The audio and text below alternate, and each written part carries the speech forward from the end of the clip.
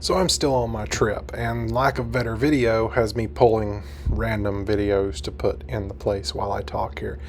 But this is the video I made the other day of my Tesla at the hotel that wouldn't let me plug in. Anyway, I want to talk to you guys about some ideas and changes, things that are changing along the way here. So, as you know, I said that I ordered the F350 dually. Limited trim, and I've been hearing a lot along the lines of, oh, it's probably not going to get built, they're probably not going to build it, if it gets built, half the stuff's going to be removed from it. So, discouraging things that would make you think, I'm probably not going to get it.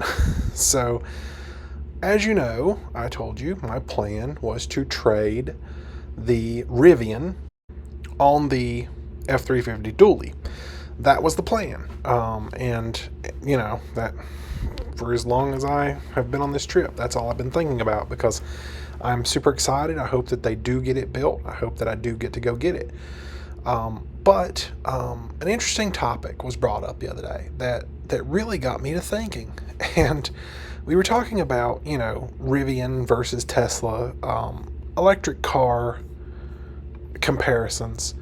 I've always said that Tesla is better. No matter what, all the time, Tesla has always been better.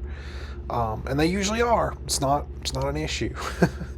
And, when someone says, well, why? Why is Tesla better? Well, the biggest thing that I always go back to is the charging network, because, Tesla has, 10 times more chargers, I would assume. I'm just guessing here. Than any other EV does. If it's a Tesla charger, there are a ton. And so charging plays a huge factor in what makes Tesla better. I can go anywhere without worry, without problem, without anything, with ease. We took this entire road trip, 9,000 miles. We are almost done. As I'm making this video, we have 4 days left and we will be home. And we've not yet had a problem with Tesla. In California, we did find one charger that we had to wait like 3 minutes. It wasn't a big deal. And there were about 4 or 5 chargers in South Dakota that were 150, V2 superchargers that were full. So we ended up sitting there a little longer than we wanted to, because we only got about 60 kilowatt charging. Still, it wasn't the end of the world. We made it work. We just stretched to the next one and went on. Arrive at 10%, who cares? It was great. There was no issues. And I've not taken anywhere near the amount of a road trip in my Rivian. But the one time that I did try to do a road trip, it was from Normal, Illinois to North Carolina. And I did that trip over the course of 3 days because I felt like I needed to give myself enough time in case something went wrong. And things went wrong. I mean, we did find chargers that didn't work. And there were instances where I plugged the truck in and I tried to go into the store and I get charging stopped on my phone. And it's like, what? So then I have to go back out to the truck, move the truck, plug it in again, try to go back into the store. Not great. There was an instance where I pulled into a charger and it just didn't work, period. Yes, without going on for hours, charging is the biggest issue. So we were having this conversation the other day, and the person I was talking to said, well, Rivian just announced that they're going to adopt the NACS charging standard, and they will be using Tesla superchargers in the near future. 2024, they will provide CCS to NACS adapters so that we can plug into any supercharger, or, the ones that are allowed, I guess. And in 2025, they'll start building their trucks with the NACS plug itself, which I would love to retrofit my truck with one. We'll see. Maybe I'll just replace the truck then. I don't know. Anyway, the person that I talked to said, if we take charging completely out of the aspect here, is Tesla still better than Rivian? And it got me to thinking, is it? I can't say that it really is. I mean, there's a lot of things in my Rivian that I like that my Tesla doesn't have. You know, the extra space, the extra size. The vehicle is bigger. It's not big, but it's bigger than any Tesla I've owned, even my ex. And you know, there are some things that are lacking, like it has an equivalent of autopilot, but the autopilot doesn't really work as good as Tesla's. I don't think I would trust it to just let it drive. You know, this entire trip we've used autopilot 90 to 95% of the trip. I will sometimes look down at my phone for 20 minutes before I realize, oh yeah, I'm driving. I should probably look back up. I trust it that much because I don't have an issue with it. You know, it changes lanes, it takes the exits, it does everything I need it to do. Rivian doesn't. It holds a straight line sometimes, and if you try to take a curve, you should probably hold on to the wheel.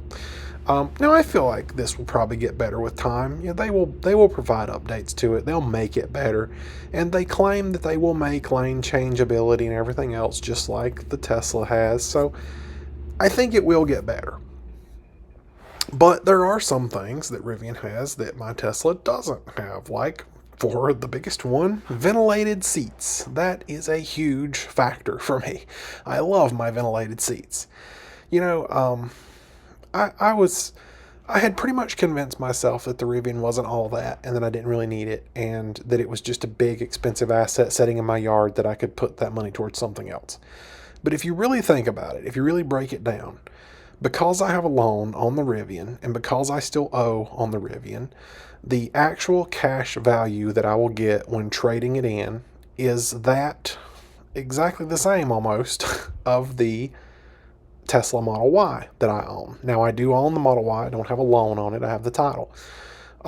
So if I traded the Rivian, I wouldn't have a payment anymore. But at the same time, the actual cash that I'm going to get for either or is about the same. Somewhere around 50 to 55,000 is what I expect between both of them. So it really doesn't change anything except for the fact that I'm not having a payment and I don't have a Rivian anymore.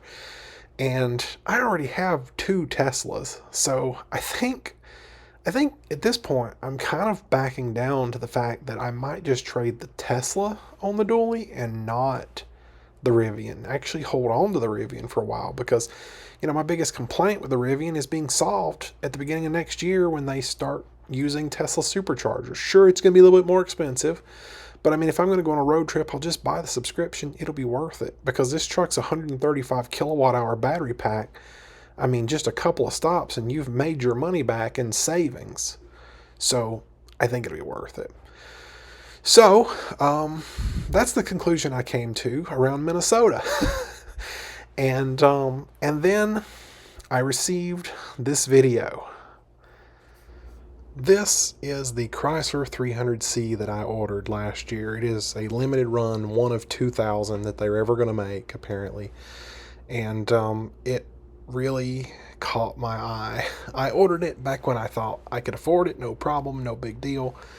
And now, I mean, I can afford it, but it would be a stretch. And I had all but decided that I wasn't going to get this car. And then they started texting me saying, it's been built, it's on its way, it's here. And then they send me the video today, and it's like, oh no. Because now I feel like I really want to go get it. So I have to decide, is there something I could trade for this? And so as it stands right now, all this could change, by the way. To trade the Model Y, go get the Chrysler 300. We still don't know when the dually is going to get built. It may not even get built this year. It may be next year. And then again, I may get home and they call and say, hey, it's built. So the plan is to take the Model Y in this Saturday and go trade for that Chrysler 300C. And my hope is that, you know, if worst case scenario, if I don't like it, I may actually profit because, like I say, one of 2,000 ever made. I feel like it's kind of a limited time deal. I should jump on it kind of thing. And if I do like it and I decide that I would probably rather have it than the Durango, then I could always trade the Durango. Not that I want to, because it's still got less than 1,000 miles. It's still brand new. But if I've made the decision to keep the Rivian, I think that I have to start looking elsewhere. And I have 4 cars. I have plenty of things that I can trade. I just have to figure out exactly how I want to do it and how I'm going to do it. So, rambling video to tell you that I think I've decided I'm going to keep my Rivian after all. I think that there's a whole lot more left to do with it. I did list it for sale for a few weeks. I had no bites at all, and I was like, you know what? Forget it. I'm not going to get what I want for it, so let's just keep it.